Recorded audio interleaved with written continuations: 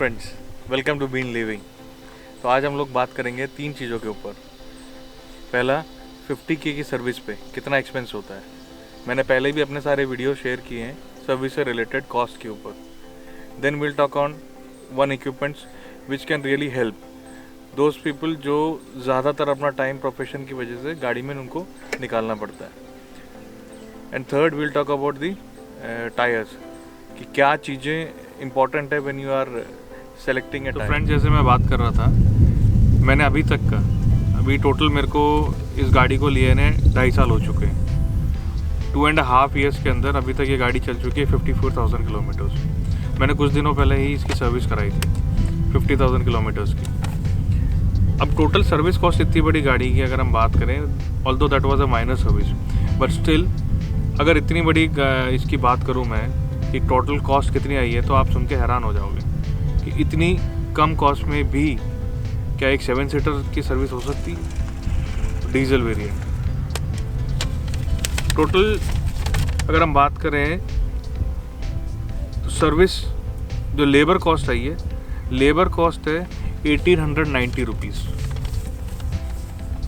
और केवल AC filter change होता है माइनर सर्विस के अंदर, और एसी फिल्टर की कॉस्ट है केवल 1000 रुपीज़। तो टोटल कॉस्ट की अगर मैं बात करता हूँ 50,000 किलोमीटर पे, तो वो मात्र 3000 रुपीज़ की कॉस्ट हुई है, ओनली 3000 रुपीज़। आप सोच सकते हैं 7 सीटर 3000 रुपये में सर्विस हो रही है। इससे पहले भी आप देखोगे कुछ मैंने वीडियोस शेयर किए हैं रिलेटेड टू सर्विस ओनली, उसमें भी माइनर कॉस्ट में मेरे को कॉस्ट आई थी 8,000-9,000 रुपीज़ के आसपास।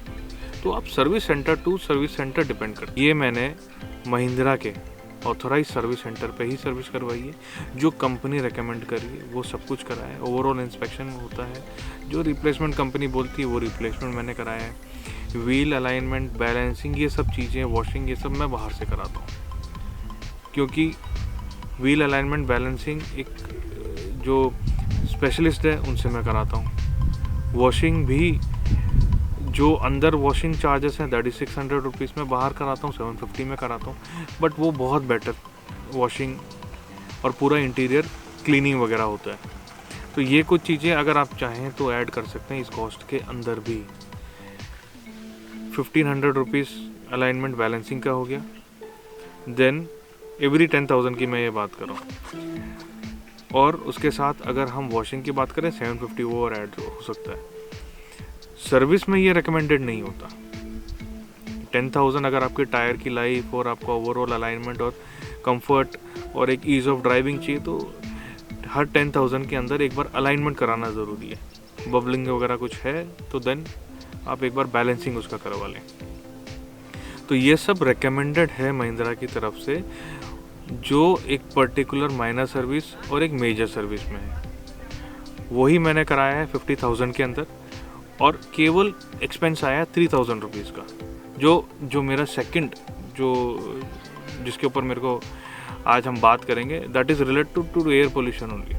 तो उन लोगों के लिए जो ज़्यादा टाइम अपना गाड़ी में बिताते हैं, तो उनके लिए एक बहुत अच्छी चीज़ है जो अपने गाड़ी में इंस्टॉल कर सकते हैं, दैट इज़ एयर प्यूरीफायर। मैंने अपनी हर गाड़ी में एयर प्यूरीफायर इंस्टॉल कर रखा है, और इसके बहुत फ़ायदे हैं एयर प्यूरीफायर के। फर्स्ट ऑफ ऑल, एक जो गाड़ी के अंदर जो एयर सर्कुलेट होती है, ऑल्दो वेंट ओपन होते हैं ऑटोमेटिकली इस गाड़ी में, तो कोई ज़्यादा इश्यूज़ नहीं आते हैं कि सेम एयर सर्कुलेट होती है। बट छोटी गाड़ी हो गई, कोई भी गाड़ी जहाँ पे वेंट्स ऑटोमेटिकली ओपन नहीं होते हैं, और ओपन भी होते हैं तो भी कुछ टाइम के लिए हम उसको बंद कर देते हैं कुछ टाइम के बाद। और तो उन सब सिचुएशन के अंदर गाड़ी में बहुत सारे लोग बैठे रहते हैं, वो या एक सिंगल फुल स्ट्रेच में आप 3-4 आवर्स गाड़ी के अंदर बिताते हैं, तो द बेस्ट थिंग इज़ आप एक इंस्टॉल करें एयर प्यूरीफायर। मैंने ले रखा है एक पर्टिकुलर ब्रांड का, हनीवेल का, वो इंस्टॉल करा रखा है। वो अभी बिल्कुल ठीक से वर्क कर रहा है। और ये जो फ़िल्टर हमने लगाया था, इसमें 350 आवर्स के अंदर हमको इसका हेपा फिल्टर होता है, that we have to replace it. वो इजीली अवेलेबल रहता है। हर कोई, जो भी आप कार एयर प्यूरीफायर देखेंगे उसके अंदर आजकल यही फ़िल्टर्स आते हैं जो रेगुलर इंटरवल्स के अंदर हम लोग उसको चेंज करना पड़ता है, क्योंकि बहुत सारी डस्ट एक्यूमुलेट उसके अंदर हो जाती है। और थर्ड पॉइंट जो हमको आज बात करनी थी वो है that is related to the tyre, क्योंकि जब 54,000 चल चुकी थी, ऑल्दो इसको और थोड़ा सा और ज़्यादा चला सकते थे, बट जैसे कि आप अभी फ़ोटो में देख रहे हैं कि ऑलमोस्ट जो इसका थ्रेड्स हैं वो ऑलमोस्ट इसके ख़त्म हो चुके हैं। तो जो बीच में आपको दिख रही है ये एक लाइन जो कि that is now equal to, वो मेजरमेंट के लिए होता है जिससे हम चेक करते हैं कि टायर अगर आपको रिप्लेस कब कराना है। So it depends on the driving also, अगर आपकी ड्राइविंग के ऊपर भी थोड़ा सा डिपेंड रहती है वो चीज़ें।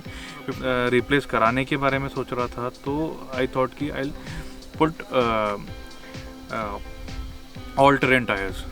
तो पहले दिमाग में यह था कि ऑल टेरेन टायर्स को हम लोग I put, but then I did some research. All terrain tyres basically होते हैं अगर आप थोड़ा सा ज़्यादा ऑफ रोडिंग में आप जा रहे हो तो उसमें आपको बहुत हेल्पफुल रहेगा। अदरवाइज़ जो ये गाड़ी है that is front wheel drive. All terrain tyres के अंदर जो 80 नॉर्मली लोग बोलते हैं कि उसके अंदर एक और ये आता है, साउंड बहुत ज़्यादा होता है हाईवे के अंदर। तो अगर आपको वो सब चीज़ें आप थोड़ा सा बर्दाश्त कर सकते हैं और आपकी ऑफ रोडिंग ज़्यादा है तो देन यू गो फॉर 80। जो इसका कंपनी रिकमेंडेड जो स्टॉक टायर है वो था 235/65 R17, ये इसका स्टॉक टायर था। तो बीच में मैं सोच रहा था कि उसको R18 कर लेता हूँ, तो उसके अंदर मुझे फिर उसके प्रोफाइल में कॉम्प्रोमाइज़ करना पड़ता।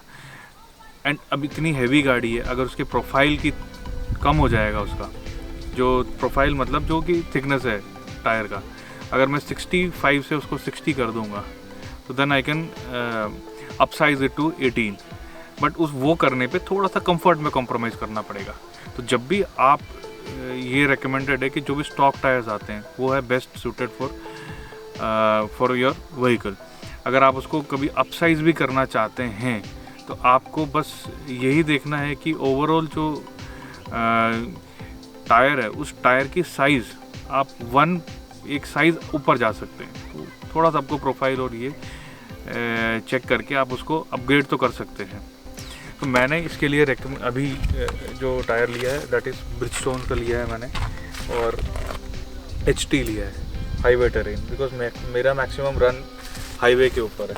तो off roading is 20 to 30% only. ये कहीं से भी आप पेंट करा सकते हैं, किसी भी पेंट शॉप से, या फिर एक परमानेंट मार्कर कहीं से भी ले सकते हैं, just to give a different kind of a look. तो ये करने के बाद थोड़ा सा मुझे अच्छा लगा। तो वन ऑफ माई फ्रेंड ही only recommended to do this thing कि it looks good, like SUVs वगैरह में थोड़ा सा अच्छा रहता है ये लुक। तो वो डिस्क्रिप्शन में मैं दे दूँगा परमानेंट मार्कर जो मैंने ख़रीदा था अमेज़न से, तो वो मैंने खुद से ही ये कर लिया था। तो now it's looking nice also. Thanks for watching and मिलते हैं फिर एक नए वीडियो के साथ, कुछ और इन्फॉर्मेशंस के साथ। And take care, bye bye.